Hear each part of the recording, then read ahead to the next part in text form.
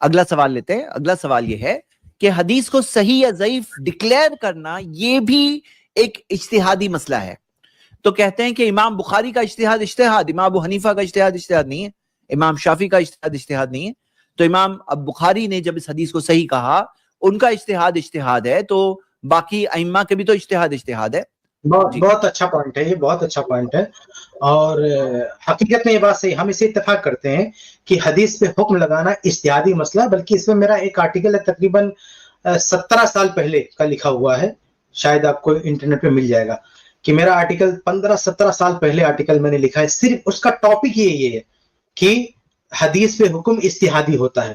اور اس میں میں نے تقریباً 6-7 اقوال نقل کیے ہیں محدثین کے، جنہوں نے یہ صراحت کیا کہ حدیث اور رجال پہ جو حکم لگتا ہے وہ اجتہادی ہوتا ہے. تو ہمیں اس سے تو بالکل اتفاق ہے کہ جس طرح سے فقہا احکام شریعہ میں اجتہاد کرتے ہیں، ایسے محدثین اقوال جرح و تعدیل میں، حدیث کی تصحیح و تضعیف میں اجتہاد کرتے ہیں.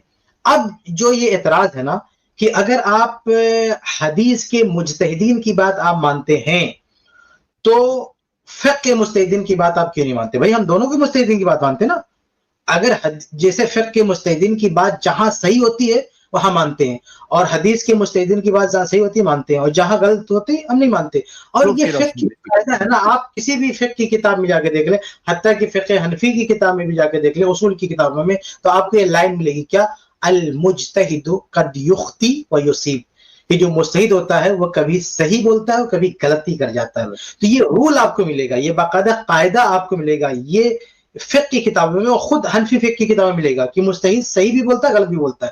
تو ہم اس رول کو دونوں جگہ جو ہے ہم اس کو فٹ کرتے ہیں، کہاں؟ فقہ میں بھی اور حدیث میں بھی. فقہ میں بھی ہمیں کہتے ہیں کہ مجتہد سے غلطی ہو سکتی ہے، تو اگر کہیں غلطی کیا تو ہم اسے اختلاف کرتے ہیں. ایسے ہی حدیث میں بھی مجتہد سے غلطی ہو سکتی ہے.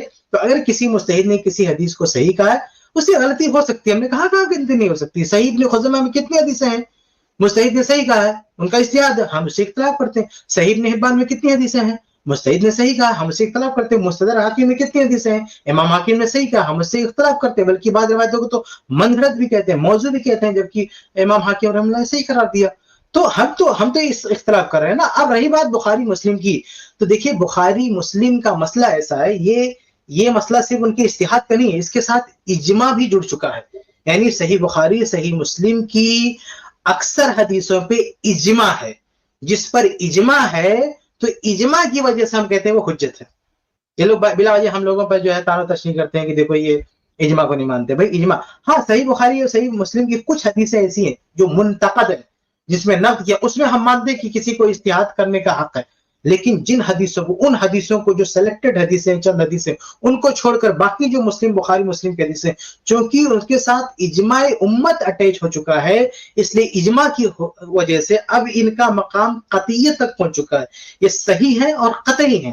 اس لیے ان بخاری مسلم کی حدیثوں پر وہ بات نہیں کہی جا سکتی ہے جو صحیح ابن خزیمہ اور صحیح دوسرے مسائل میں. یہ بالکل ایسے ہے نا جیسے فقہی مسائل میں جیسے مجتہدین نے کوئی بات کی اور اجماع ہے، تو اگر فقہی مسائل میں فتاوی میں مجتہدین کے فتاوی پر اجماع ہو گیا تو ہم وہاں آبجیکشن نہیں کر سکتے نا.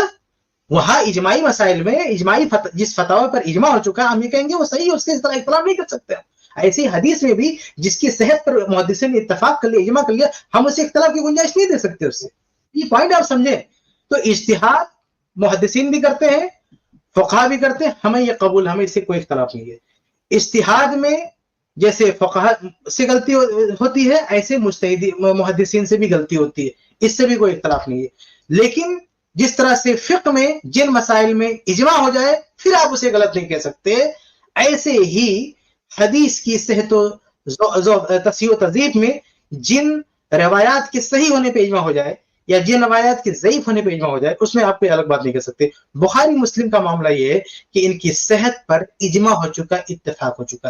اس تعلق سے بہت سارے اقوال میں نے اپنی کتاب طلاق والی کتاب میں نے جمع کیا، کیونکہ وہاں جو صحیح مسلم کی حدیث ہے 3 طلاق والی، اس کو کچھ لوگوں نے ضعیف کرنے کی کوشش کی. تو وہاں میں نے بہت سارے اقوال، حتیٰ کہ علماء احناف کے اقوال بھی، بلکہ دیوبندی بریلویوں کے اقوال بھی میں نے نقل کر دیے ہیں کہ ان لوگوں نے باقاعدہ اعتراف کیا کہ بخاری مسلم کی حدیث کی صحت پہ اجماع ہو چکا ہے. تو چونکہ بخاری مسلم پر اجماع ہو چکا ہے تو اس اجماع کی وجہ سے ہم کہتے ہیں حجت اس کو ماننا ہے، جیسے آپ بار بار اجماع کا حوالہ دیتے دوسرے اجتہادی مسائل میں، ان مجتہدین کی اس مسئلے پہ اجماع ہو چکا ہے، اسے ماننا ہے، اسلام کہتے ہیں یہاں بھی اجماع ہو چکا ہے، ماننا ہے۔ یہ کون سی بات ہوئی کہ فقہ میں اجماع حجت ہے اور حدیث میں اجماع حجت نہیں ہے؟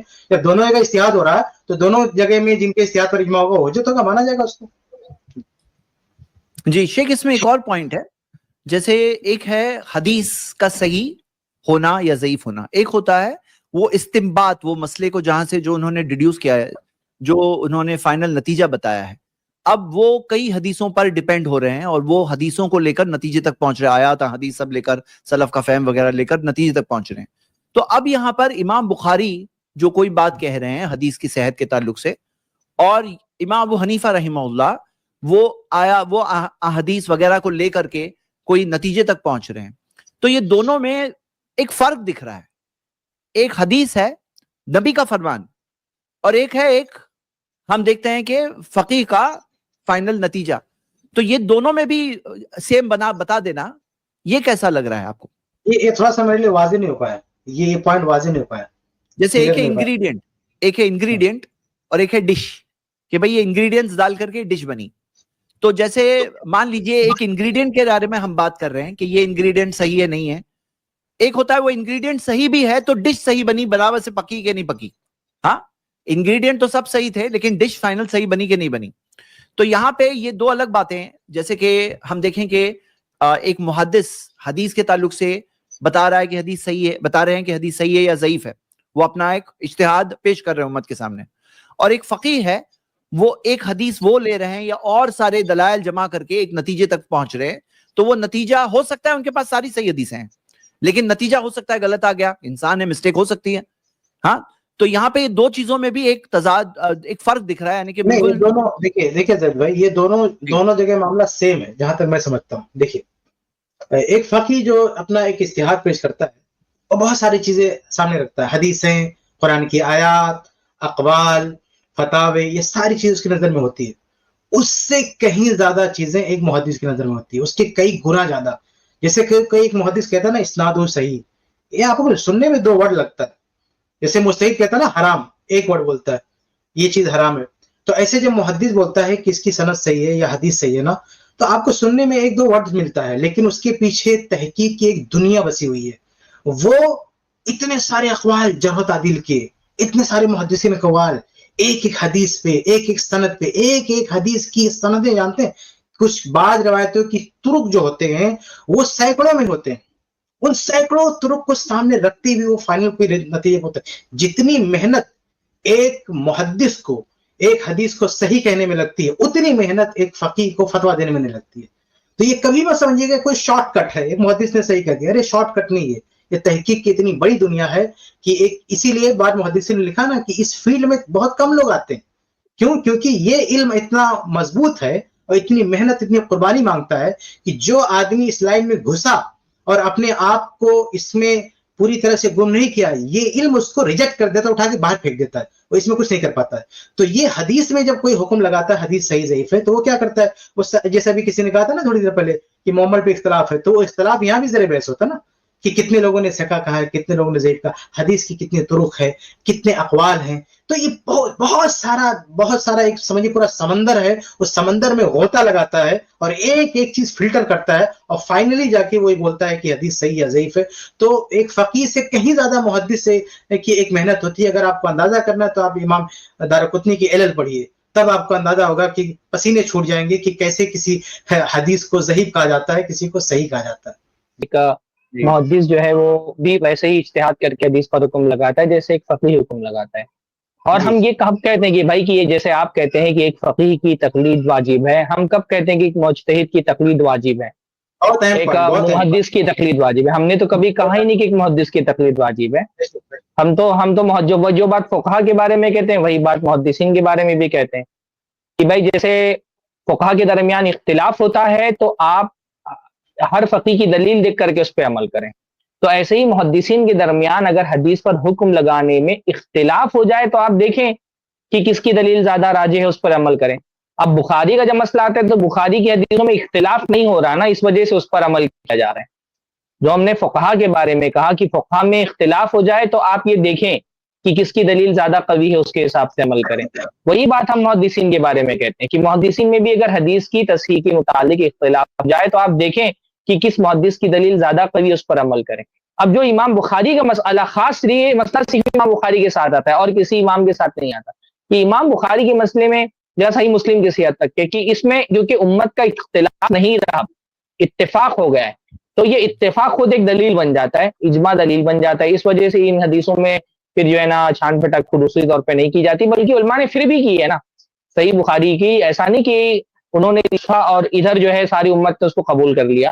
بھائی امام بخاری پر بھی نقد ہوا، امام مسلم پر بھی نقد ہوا، شدید ترین نقد ہوا، اور یہ سالوں کے جو تجربات تھے محدثین کے، ان تجربات سے چھن کر کے پھر جب یہ بات ثابت ہو گئی کہ ہاں اتنا نقد ہونے کے باوجود بھی کوئی نقد ثابت نہیں ہو سکا، لہٰذا ہم اس کی حدیثوں کو قبول کریں گے.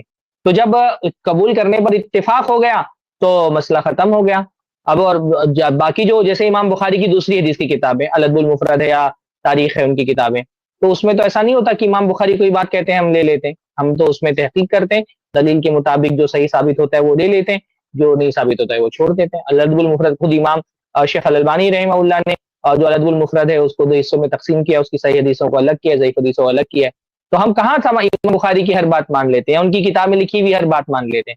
تو صرف صحیح بخاری کی حد تک معاملہ یہ ہے کہ کیونکہ اس کی حدیثوں پر اتفاق ہو گیا ہے تو ہم اس کو تسلیم کر لیتے ہیں اتفاق کی وجہ سے. باقی ان کی دوسری کتابوں میں تو ہم دیکھتے ہیں اس میں پھر چھان پھٹک کرتے ہیں اور جو باتیں جو ہے وہ ثابت نہیں ہوتی وہ چھوڑ دیتے ہیں. ایسے ہی روات کے معاملے میں بھی بہت مرتبہ ایسا ہو سکتا ہے کہ امام بخاری کا کسی راوی کے بارے میں کوئی رائے ہو اور دوسرے امام کی کوئی اور رائے ہو، تو دوسرے امام کی رائے کو ترجیح دے دی جائے، امام بخاری کی رائے کو چھوڑ دیا جائے. یہ صرف صحیح بخاری کی حد تک مسئلہ ہے، نہ یہ تمام کتابوں کے امام بخاری کے مسئلہ ہے، نہ امام بخاری کی ذات کا مسئلہ ہے، نہ امام بخاری کے قول کے تقلید کے ہم قائل ہیں.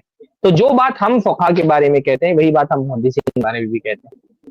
بارک اللہ. کہ بھائیوں اور بہنوں بات یہ ہے نا کہ ہم ایک ایسے دین پر ہے جو پروف والا دین ہے، یعنی کہ کوئی ایسا مسئلہ چاہے فقہ کا مسئلہ ہو چاہے حدیث کے تعلق سے ہو، یعنی کوئی اگر مان لو اختلاف ہے، دو محدثین ایک حدیث کے بارے میں دو الگ الگ باتیں بول رہے ہیں تو پروف کی بنیاد پر ہوتا ہے. یعنی ایسا نہیں کہ اچھی لگ رہی حدیث صحیح اور کوئی بولا نہیں اچھی لگ رہی صحیح، پروف کی بنیاد پہ بات ہوتی ہے اور وہ پروف میں جا کر دیکھ سکتے ہیں کہ کس کی بات صحیح ہے.